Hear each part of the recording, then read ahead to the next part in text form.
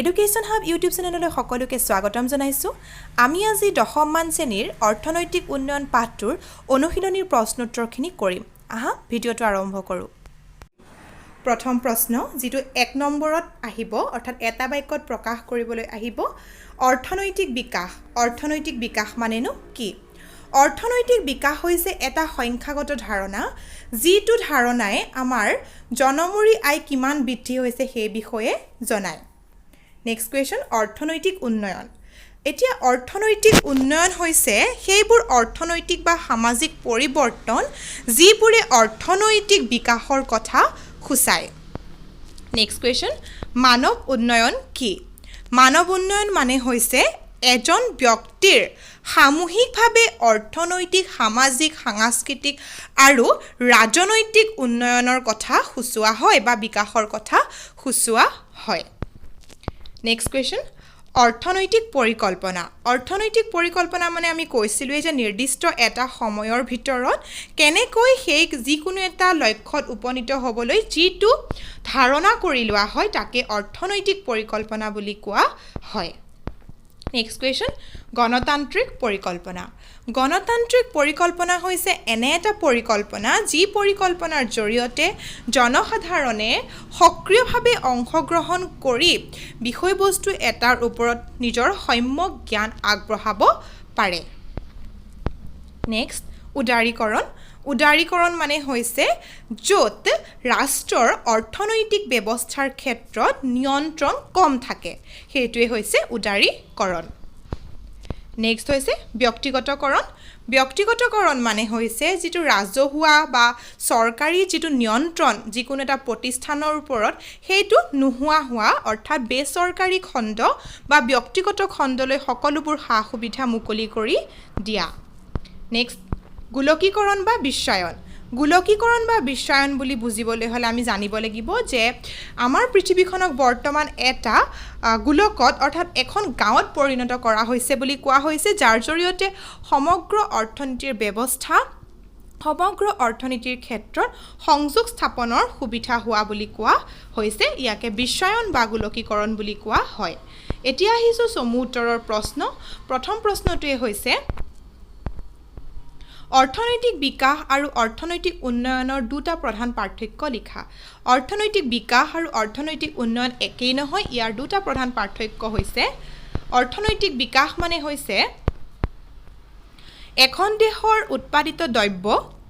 তথা সেৱা বিশেষকৈ জনমূৰি আয়ৰ বৃদ্ধি হোৱাৰ কথা বুজোৱা হৈছে আৰু অৰ্থনৈতিক উন্নয়নে সামগ্ৰিক ক্ষেত্ৰত যিটো দীৰ্ঘম্যাদী সামাজিক পৰিৱৰ্তন তাৰ কথা সূচোৱা হৈছে। অৰ্থনৈতিক বিকাশে এটা পৰিমাণগত ধাৰণা আগবঢ়ায় যিটো কোৱান্টিটেটিভ বুলি কোৱা হয় আৰু অৰ্থনৈতিক উন্নয়নে গুণগত ধাৰণা আগবঢ়ায় যিটো কোৱালিটেটিভ বুলি কোৱা হয়। অৰ্থনৈতিক বিকাশে অৰ্থনৈতিক উন্নয়নৰ লগত সংলগ্ন হ'বও পাৰে বা নহ'বও পাৰে কিন্তু অৰ্থনৈতিক উন্নয়ন বিকাশৰ লগত সংলগ্ন হৈয়ে থাকে। অৰ্থনৈতিক বিকাশৰ ক্ষেত্ৰত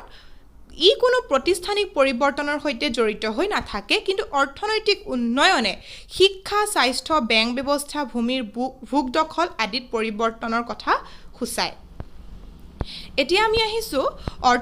মানৱ উন্নয়নৰ তিনিটা সূচক কি কি বুলি অহাৰ প্ৰশ্নটোলৈ। মানৱ উন্নয়নৰ তিনিটা সূচক হৈছে প্ৰথমটো প্ৰত্যাশিত আয়ুস, দ্বিতীয়টো শিক্ষা বা সাক্ষৰতা, তৃতীয়টো জীৱন ধাৰণৰ মানদণ্ড। নেক্সট কুৱেশ্যন সমষ্টিগত পচন্দৰ বিস্তাৰ সাধন বুলিলে কি বুজা? সমষ্টিগত পচন্দৰ বিস্তাৰ সাধন মানে হৈছে মানৱ উন্নয়নৰ যিটো প্ৰাথমিক ভিত্তি। মানৱ উন্নয়নৰ প্ৰাথমিক ভিত্তি বুলি ক'বলৈ ধৰোঁতে আমি জনসাধাৰণৰ পচন্দটো মানৱ উন্নয়নৰ মধ্যবিন্দু চেণ্ট্ৰেল পইণ্ট বুলি আমি ক'ব পাৰোঁ। জনসাধাৰণৰ সমষ্টিগত পচন্দই কি বুলি বুজাইছে? অৰ্থনৈতিক সামাজিক সাংস্কৃতিক ৰাজনৈতিক এই পচন্দসমূহ সকলোকে সামৰি লৈছে। এই গোটেই বিষয়বস্তুবোৰ সামৰি লৈ জনসাধাৰণৰ সমষ্টিগত পচন্দক তিনিটা কাৰকৰ প্ৰভাৱ পেলায় বুলি কৈছে। তাৰে হৈছে প্ৰত্যাশিত আয়ুস অৰ্থাৎ এজন মানুহ কিমান দিন ধৰি কিমান বছৰলৈ তেওঁ জীয়াই আছে। নেক্সটটো হৈছে সাক্ষৰতা অৰ্থাৎ সেই ব্যক্তিজনৰ শিক্ষাগত অৰ্হতা কিমান। নেক্সট হৈছে জীৱন ধাৰণৰ মানদণ্ড কেৱল জীয়াই থাকিলেই নহ'ব তেওঁ কেনেকৈ জীৱন যাপন কৰিছে সুস্থভাৱে জীৱন যাপন কৰিছে নে নাই এই গোটেই বিষয়বস্তুবোৰে সামৰি লোৱা হৈছে। নেক্সট কুৱেশ্যন ভাৰতবৰ্ষৰ পঞ্চবাৰ্ষিক পৰিকল্পনাৰ তিনিটা মূল লক্ষ্য উল্লেখ কৰা ভাৰতবৰ্ষৰ পঞ্চবাৰ্ষিক পৰিকল্পনাৰ প্ৰথম লক্ষ্যটো হৈছিলে অৰ্থনৈতিক উন্নয়নৰ হাৰ বৃদ্ধি কৰা নেক্সটটো নিয়োগৰ সা সুবিধা বৃদ্ধি কৰা আৰু তৃতীয়টো হৈছে দৰিদ্ৰতা নিৰ্মূলকৰণ আমাৰ যেটো ভাৰতবৰ্ষৰ পঞ্চবাৰ্ষিক পৰিকল্পনা তোমালোকক মই কৈছিলোৱে যে এটো পঞ্চবাৰ্ষিক পৰিকল্পনা 1951 চনৰ পৰা আৰম্ভ হৈছিল আৰু 2015 চনত আহি পেলাই এখন হলনি হৈ নীতি আয়োগ হৈছিল গতিকে এই আয়োগৰ যিবোৰ বিভিন্ন সময় যি পঞ্চবাৰ্ষিক পৰিকল্পনা বিভিন্ন সময়ত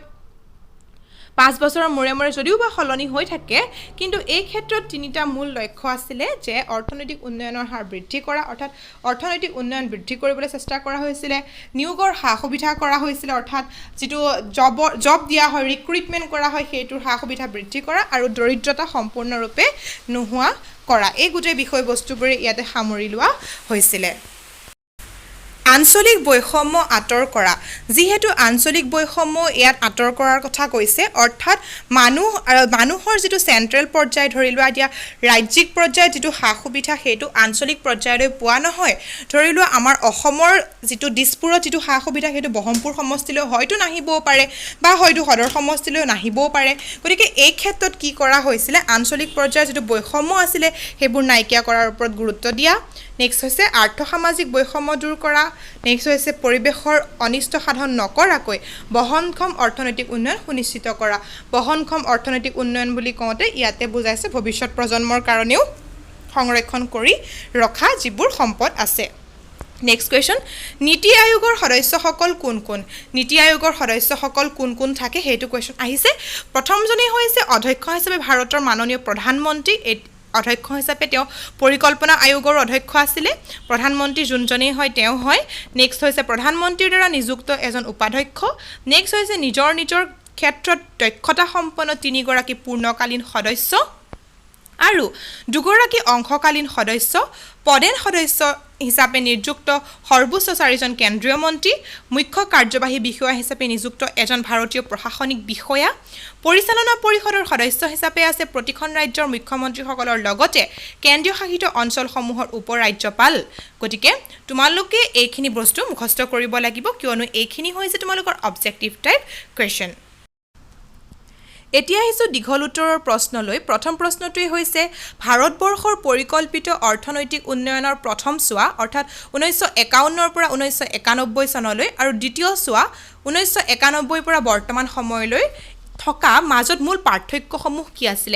ইয়াকে অৰ্থনৈতিক উন্নয়ন প্ৰধানকৈ দুটা ভাগত ভাগ কৰা হৈছিল পৰিকল্পিতভাৱে হেতু 1951 চনৰ পৰা 91 চনলৈকে এইটো এটা টাইম পিৰিয়ড আছিল আৰু নেক্সটটো আছিল 1991 পৰা বৰ্তমান সময়লৈকে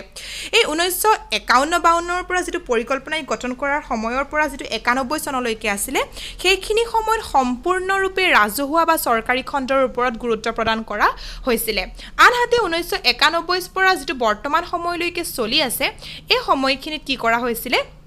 এটা নতুন ধাৰণা আহিছিল মনমোহন সিংৰ নেতৃত্বত হেতু হৈছিল এলপিজি তোমালোক পাঠভিত্তিক আলোচনাত মই কৈছিলো লিবাৰেলাইজেশন প্ৰাইভেটাইজেশন গ্লোবেলাইজেশন যেটো তোমালোকে ক'ব পাৰা যে উদাৰীকৰণ ব্যক্তিগতকৰণ আৰু বিশ্বায়ন গতিকে এই সময়ছোৱাত তেওঁলোকে ৰাজহুৱা খণ্ডৰ পৰিৱৰ্তে সম্পূৰ্ণৰূপে ব্যক্তিগত খণ্ডৰ ওপৰত প্ৰাধান্য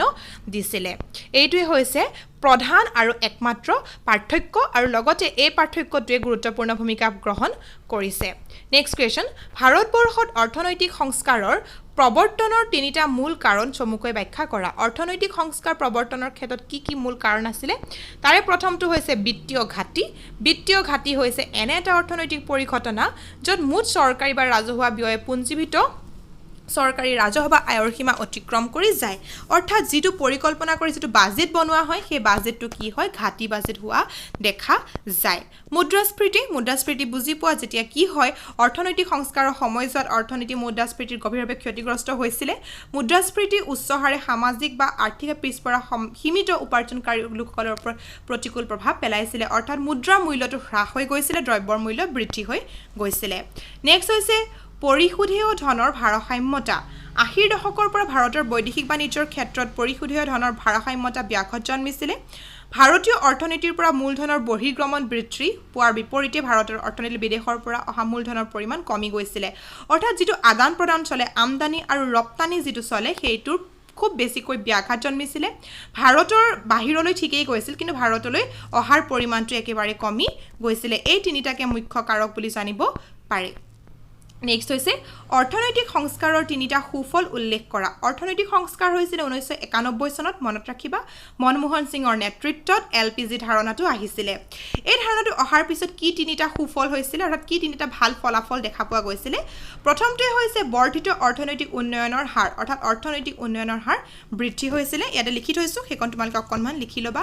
দ্বিতীয়টো হৈছে পাইকাৰী মূল্যসূচী হ্ৰাস কৰণ অৰ্থাৎ বা হ্ৰাসীকৰণ অৰ্থাৎ পাইকাৰী যেটো মূল্যসূচী আছিল যেটো অৰ্থনৈতিক ক্ষেত্ৰত খুচুৰা মূল্যসূচীটো হ্ৰাস পোৱা নাছিল কিন্তু পাইকাৰীক মূল্যসূচীটো হ্ৰাস পাই গৈছিলে নেক্সটটো হৈছে বৈদেশিক বিনিয়োগযোগ্য মুদ্ৰাৰ পৰিমাণ বৃদ্ধি হোৱা অৰ্থাৎ বৈদেশিক বিনিয়োগযোগ্য মুদ্ৰাৰ পৰিমাণ বৃদ্ধি হৈছিলে বিদেশলৈ যিবোৰ বিনিয়োগ কৰিবলৈ ভাৰতত কি কৰা হৈছিলে মুদ্ৰা উৎপন্ন হয় ৰিজাৰ্ভ বেংকৰ জৰিয়তে সেইবোৰৰ পৰিমাণ বৃদ্ধি হৈছিলে যাতে ভাৰতবৰ্ষই বেছিকৈ টকা উপাৰ্জন কৰিব পাৰে আৰু ইন্টাৰনেশ্যনেল মাৰ্কেটত ভাৰতবৰ্ষৰ দাম বৃদ্ধি হয় নেক্সট কোৱেশ্চন অৰ্থনৈতিক সংস্কাৰৰ প্ৰৱৰ্তনৰ ফলত সৃষ্টি হোৱা দুটা অসুবিধা প্ৰথমটো পঢ়িছিল সুবিধা আৰু দ্বিতীয়টো এটা আহিছে আমাৰ অসুবিধা প্ৰথম অসুবিধাটোৱে হৈছে সীমিত ক্ৰয় ক্ষমতা অৰ্থনৈতিক যেটো সংস্কাৰ হৈছিল সেই সংস্কাৰৰ ফলস্বৰূপে প্ৰতিযোগিতাখন কি হৈ গৈছিল বৃদ্ধি হৈ গৈছিল কাৰণ ভাৰতবৰ্ষই ইন্টাৰনেশ্যনেল মাৰ্কেটতো তেওঁলোকৰ দখল সাব্যস্ত কৰিছিল গতিকে এই ক্ষেত্ৰত ক্ৰয় ক্ষমতাৰ নাটনিৰ বাবে জনসাধাৰণৰ কিছুমান অসুবিধাৰ সৃষ্টি হৈছিল তেওঁলোকৰ প্ৰয়োজনীয় সামগ্ৰীবোৰ ক্ৰয় ক্ষমতাৰ ক্ষেত্ৰত নাটনিৰ সৃষ্টি হোৱাও দেখা গৈছিল কাৰণ তেওঁলোকে ইন্টাৰনেশ্যনেল মাৰ্কেটৰ লগত সমানে ফেৰ মাৰিব পৰা নাছিল সৰ্বসাধাৰণ জনসাধাৰণে নেক্সটটো হৈছে অত্যাধিক ভোগবাদী আসক্তি অৰ্থাৎ কি হৈছিল সেই সময়ত যেতিয়া ভোগবাদী আসক্তি বৃদ্ধি হৈ গৈছিল মানুহৰ মুদ্ৰা বা ধনে প্ৰভাৱকাৰী ভূমিকা পালন কৰাৰ লগে লগে নৈতিকতাৰ অৱক্ষয় হ'বলৈ ধৰিছিল মানুহৰ ধন উপাৰ্জন কৰাৰ লগতে মানুহৰ ইন্টাৰনেশ্যনেল মাৰ্কেটৰ বস্তু ক্ৰয় কৰাৰ লগতে তেওঁলোকৰ কিছুমান